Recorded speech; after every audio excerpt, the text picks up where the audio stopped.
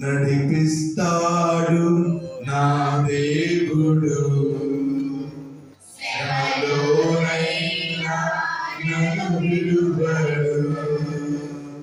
నడిపిస్తాడు వీళ్ళు అసలు ఒప్పుకోరా.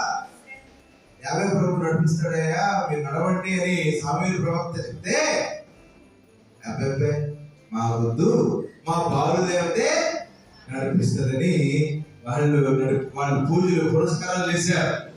మందసాన్ని ఒక తాయితుగా మార్చుకున్నారు. దేవుని ఎదుట పశ్చాత్తాపం లేకుండా వాళ్ళు జీవించారు.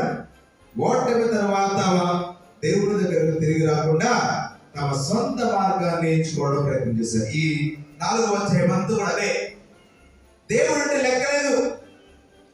ఇజ్రాయేల్ ప్రజలు అయ్యో ఇదిగో ఫిలిష్తీయుల చేతిలో భారీగా ఓడిపోయామే, ఇప్పుడైనా మరలి తిరిగి వెళ్ళి ప్రభు పాదాలు పట్టుకుని అయ్యా నీవే మాకు దిక్కు, మమ్మల్ని నడిపించు అని అడుగుతారేమో అని సమయం ప్రభు ఎదురు చూశారు.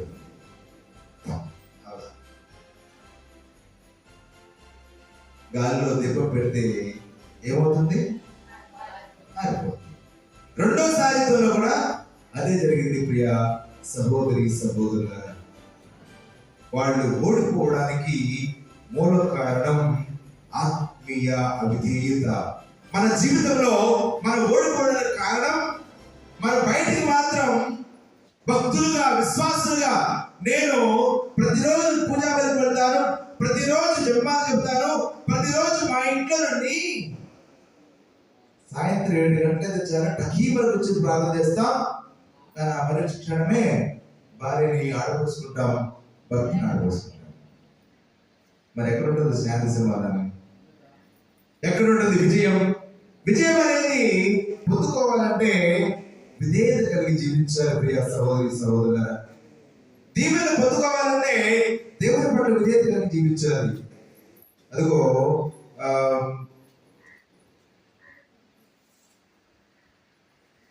సమూయేలు మొదటి గ్రంథము 7వ అధ్యాయము 6వ వచనం చదవండి. కావున